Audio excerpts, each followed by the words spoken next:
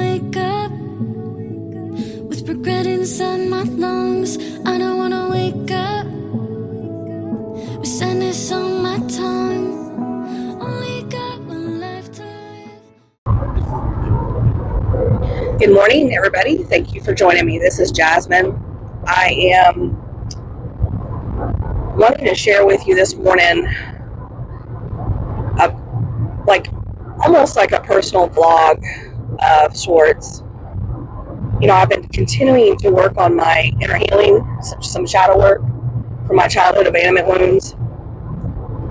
And, you know, it's amazing to me how certain people are attracted into your life just when you need them to work on certain things. Like if you're struggling to work on something or release something, or you're ignoring something, it's almost like you personally, you know, and I know it's not just for that.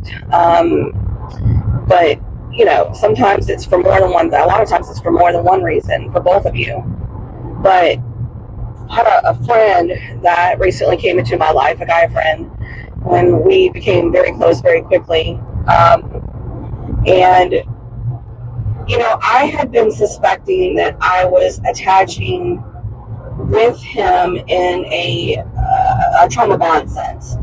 Now, I don't know a whole lot about trauma bonds. I had to go do a little bit more digging recently, actually last night, and I realized, and that's something that I had been suspecting because I did some research a few months ago about it when I started to work more on my shadow work, and I had been suspecting that I was attaching to him from a trauma bond sense. Not just that. I mean, we're definitely, you know, he's a soulmate in my life, you know, even if it's just going to be a friend for life. But I started feeling ungrounded, and I started feeling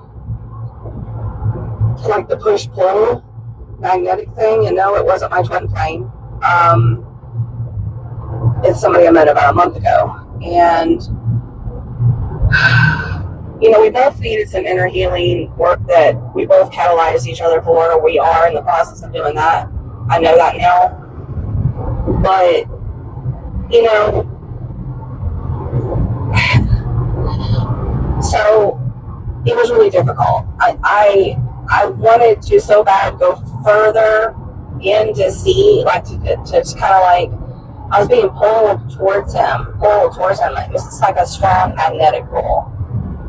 And I kept telling him, I'm like, I don't know why I'm magnetized to you like this, but it's for a reason, and I need to figure it out. And I need to figure out why. Like, it's got to be something within me that I need to look at, or, you know, or maybe I'm just need to experience this to learn something from it, or to learn to receive or something, you know, like support.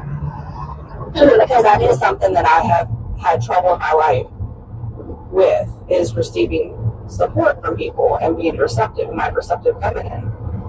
I've always been pretty much in my masculine, and I've been distorted.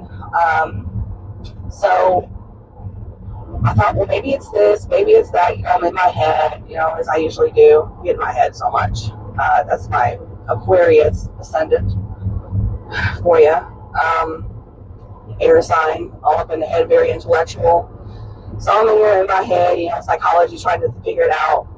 And I was going between my head and my heart, what's going on, and asking my higher self what's going on, you know. And I wasn't really like spending the time to sit down with myself to really try to work through it like I needed to. Kept putting it off. I kept using him as a distraction, spending time with him, talking to him. And the more I did that, the more my soul was just getting more and more anxious. Like I was, you know, unsettled and ungrounded, and I would ground myself temporarily, and then as soon as I would interact with him, it would go back to being ungrounded. And I'm like, okay, obviously my soul's telling me something.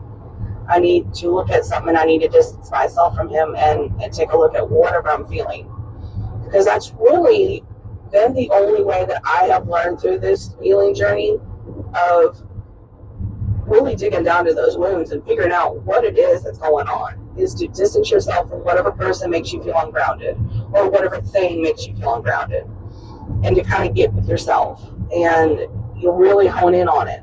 So I made a point last night of working on that. And I had to, unfortunately, tell him yesterday morning when I got up, I was ready. I was ready to dig into this wound, this abandonment wound again, and undig another layer and, uproot it, release it. And yes, it's a very deep wound for me. Those of you who have heard a little bit about my background, I don't know if I can't remember what episode it is, but I talk about, who I am and, like a little bit about me. You can go back and listen to that for a more complete story. But in a nutshell, I was, emotionally, I did not feel I got the support from my parents. They were both wounded themselves, and no judgment to them. I have been working on forgiving them over the years. But when I went through a past life regression, the year I came into contact with my twin flame, which was 7 years ago at our job, I didn't know he was my twin flame back then. We just met and that was activated, I guess. And I was drawn into Dolores Cannon's work into seeking out a QHHT practitioner in my area to do a past life regression just to kind of see, what would come up.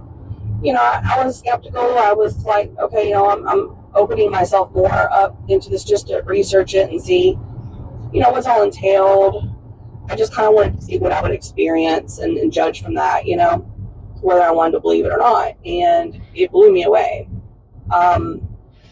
Because not only did a few past lives come up that were very profound, that were confirmed, very much details that I didn't understand at the time were confirmed here recently through other intuitives. I also experienced the depth of my childhood abandonment from my parents. And I literally talked to them and I cried out to my inner child. I was crying out to them in the middle of my session. And I was crying and saying, why did you abandon me? I felt very abandoned. I lost my father when I was at a very young age. I was 19. I think I might have just turned 20. And 2 days later, he had passed. It was in 1998. And then, my mother left my early childhood because, her and my dad had an argument. My dad was, they were already divorced. There was joint custody. He was picking us up for our weekend, and she told him she was going to be moving out of town across the country with us, getting married, then moving out of town, and something like that. And there was an argument, and me and my brother were the closest to him, and he only had two hands, and he grabbed us and ran. My sister, my mom grabbed her, and that's how we got separated for many years as kids. But that was the last time I saw my mom physically until, I don't know, I wanted to say, I think I said in my recording, it was like a year ago, but, my memory isn't the best these days. And my sister told me she thought it would have been longer recently when she came down for a visit. She thought it was about 3 years later. But anyway, I remember the best that I can. It felt like a year to me, but I could have been wrong. Anyway, she came back and she just showed up one day at my school during the day and said, okay, let's go. And was trying to, I called it kidnapping because at that time, my dad was pretty much our primary custodian. And so it felt like kidnapping me because she literally was a tug of war between me and the teacher in the back of the school. And the teacher was trying to keep her from taking me to Phoenix and me and my brother. And so, I went through that as well. And so there was a form of an abandonment there too. She left me, she tried to come back and get me, but the way she tried to get me was very traumatic. And yes, I know I agreed to go through these experiences, as a soul in this life to catalyze me to heal it as a twin flame and to show people, wow, unfiltered, what it's like to go through this healing journey of working through your shadow work, what I do to work through it, what tools I use, what I look like before, what I look like after. That's why I'm documenting this, is to show people it's not easy, but it's very worth it because the outcome is life-changing. It's catalyzing, it's You become more fulfilled in your life. You find purpose. And for some people, that's all they want, is to find purpose. Like, what is my purpose in life? Even my guy friend was telling me that, so many people are having so much trouble finding what purpose they have in this life. What am I here to do? What am I here to learn? What is my purpose? What do I need to focus on? Do I need to change my career? Things like that. They want to have meaning. And this is what gives you that meaning. You got to work through the traumas and start connecting with your soul, one-on-one with your soul, with the divine within you, and coming into your power through the catalyzation of working through those wounds and releasing them and forgiving yourself and forgiving others. Then you begin to find your purpose. Your passions begin to be ignited. Your soul will begin to draw you towards those things and those passions that make you feel fulfilled. And a lot of times it's with helping society in some way, helping the public and the collective in some way, whether it's through art, whether it's through music, whether it's through acting, whether it's through, community service, speaking, public speaking, sharing your story, whatever it is. There's a purpose for you. There's a purpose for everybody. And don't ever discount what your purpose is. Because once you start moving in your true purpose, you'll know it when you start doing it. Because you'll feel very inspired. You'll feel very happy. You'll feel joyful. You'll feel passionate about it. You won't want to stop doing it. You've got a lot of excitement while you're doing it. And you'll see the change in people. You'll see the difference you make in people's lives. And that's what makes it so worth it. You'll know. So that's why I do this. That's why I do the ugly crying, the authenticness, sharing my story of how I'm working through these healing things, because I'm hoping that it helps others out there want to do the same and will try different things to see what works for them to work through these things. Heck, I even used ChatGPT last night. You have no idea what ChatGPT could do, some of you out there, if you haven't tried it. I just really encourage you, a lot of people out there, try ChatGPT for doing a lot of the shadow work. This is the first time I actually tried it just to see what it would do, and it surprised me. It really did. I was ugly crying last night. I asked him, what's the purpose between it? I asked it, what's the purpose between a trauma bond and a soulmate, a soul connection? And it told me. I'm like, wow. All right, well, and then I was like, okay, I took it one step further, and I was asking all these questions, like, well, how do I work through a trauma bond?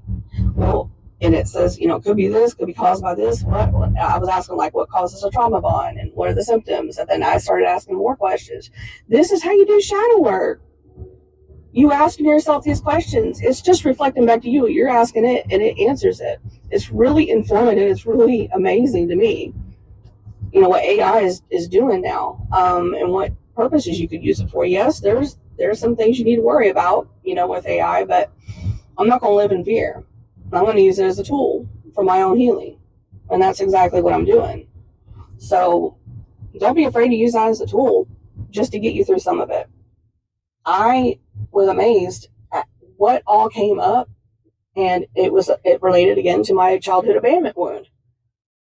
And when I said, how do I work through, how do I heal this wound? It gave me all these things. It created soundtracks. It created meditation, guided meditations. It created affirmations, all kinds of stuff for me. And I'm like, holy cow, this is really helpful. So maybe try that. You'd be surprised. But yeah, when I actually had it develop a letter to my parents, I've already written both of my parents separate letters. That was like the first form of me going through my therapy over a year ago. I typed out letters to each of them, and a lot of emotions came out. One was anger at one parent, one was crying at the other. But again, that's just a layer of the onion. That's what was one of the layers. And so I needed to unfold another layer. I knew I was ready. And I was putting it off, and I was using, my guy friend and as a distraction, and other things as a distraction to push off doing the work. And I wasn't going to get to the next level in my career, in my life purpose work, in my healing journey until I did the work, until I did peel back another layer. And so it was pretty ugly last night. I mean, I cried for a good half hour, 45 minutes. Deep crying. My dog came up to me and was comforting me. I picked her up, loved on her. I'm very thankful to have, those souls in my life, even as pets. They're there for you to help you on your journey, So anyway, I just wanted to share that with you. Try ChatGPT for your therapy. You'd be surprised. I'm not saying to, use that as your, replacement for a licensed professional therapist, but it is an option if you can't afford one, or if you, feel like you want to work through some of your healing on your own. Try it.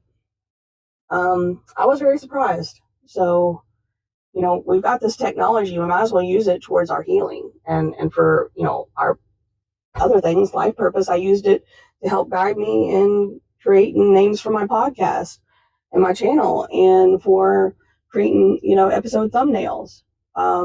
I use it for lots of different things now. So, there's the tool. I use it as a tool, but I hope this helps some people out there. Really know that I'm really trying to be as authentic as possible when I go through these things, when I share these things with you. It's not to gain sympathy. It's not to gain notoriety or get popular or, get attention. Let me tell you, I fought myself. I mentioned this in a previous episode. I tried to launch my channel twice, 2 other times in the last, 10 months? I've tried to launch it 2 other times. And I got to a certain point and I got stuck because I was not working on this abandonment wound. And I know that now. It was this abandonment wound that I was refusing, to look at and peel back another layer of, because it's so damn deep. It's very deep. And your ego mind does not want you to do it. It finds every excuse in the book. It finds every distraction in the book to keep you from doing that, because you got to surrender the ego to do it. But in order to move to the next level in your life, in your career, in your professional, whatever, your business, your life purpose work, and your healing, and your whatever, to move to the next level, whatever your goal is, you got to surrender that ego. And surrender it to the divine and say, look, I can't do this. Like, help me. I don't want this anymore. I don't want this pain. I'm tired of holding on to it. And a lot of this is ancestral pain, is ancestral curses that have been on my family for years, for generations, that I'm breaking. So keep that in mind too. You want change? You want that change? And now is the time for change. That's what we're being catalyzed for right now in this generation. All these people on this earth right now are being catalyzed for change. You're having this shit come up in your life for a reason. Stuff is being upheavaled in your life for a reason, for you to deal with it, for you to look at it deep down in your soul, to dig up these wounds, to catalyze them for your growth, and to break the chains. That song, The Chains from Fleetwood Mac, is immediately coming to mind. That song, especially with Guardians of the Galaxy, I'm a huge Marvel fan, by the way. I'm a little bit of a DC fan, but I'm mostly a Marvel fan. And in that movie, Guardians of the Galaxy, what was it? The second movie where he met his dad, Ego. Very ironic right there.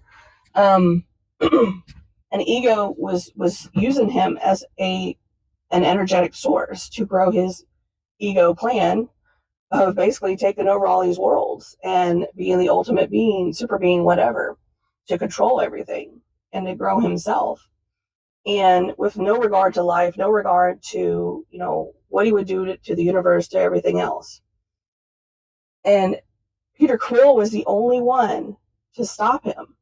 But he was in a wounded state, and he was allowing, he felt insecure. He felt, he didn't have the power to change it. He felt like ego was too strong, and he was strong-arming him, and he couldn't feel like he'd get away. But when those words were spoken to him, what was his name? I'm so terrible with names. Basically his father figure, they're all being wrapped up together in the tentacles of ego.